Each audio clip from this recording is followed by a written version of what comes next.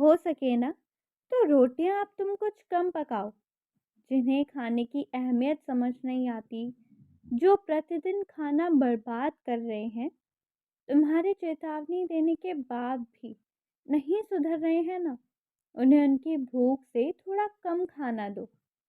मैं किसी को भूखा नहीं रखता, और तुम चिंता मत करना, वो भूखे नहीं सोएंगे, पर निश्चित ही उन्हें एक सीख मिल जाएगी।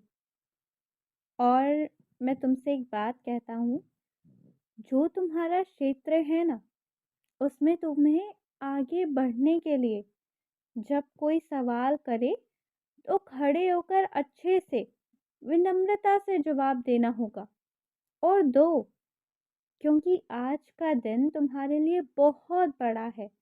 आज तुम्हारे पास बहुत से मौके हैं, बहुत से अवसर आने वाले हैं। और जब मुझसे कुछ मांग रहे हो ना, तो विश्वास करके मांगो। ऐसा नहीं होना चाहिए कि तुमने इस पल मुझसे कुछ कह दिया, कुछ मांग रहे हो, और अगले पल से तुम निगरानी करनी शुरू कर दो कि मैं तुम्हारी बात मान रहा हूँ या नहीं। यहाँ सवाल होना ही नहीं चाहिए, यहाँ बस विश्वास होना चाहिए।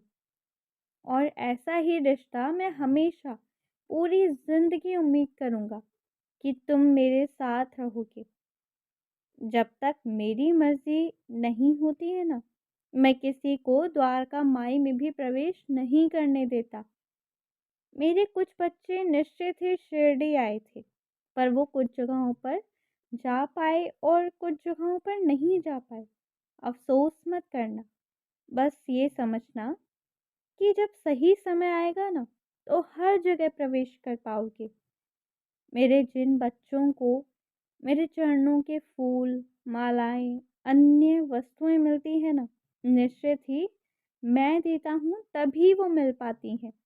यूं ही चीज़ें नहीं होती हैं। पर मेरे जिन बच्चों को नहीं मिल पाती हैं, मैं अपने उन सारे बच्चों से कहूँगा कि ये निराशा के बादल को हटा दो, अपने ऊपर से इन्हें हटाओ। यकीन मानो, मैं खुद चल कर आऊँगा तुम्हारे पास। तुमने मेरे चरणों में अपने कुछ पैसे हिफाजत करने के लिए रखे हुए थे ना, अब वो पैसे तुम्हें दोगुना होकर वापस मिलने वाले हैं। बहुत जल्दी बालाजी का प्रसाद तुम्हें मिलने वाला है।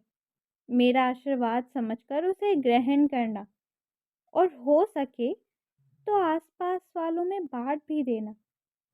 खुश रहो, मुस्कुराते रहो, निश्चिंत रहो, सब हो जाएगा।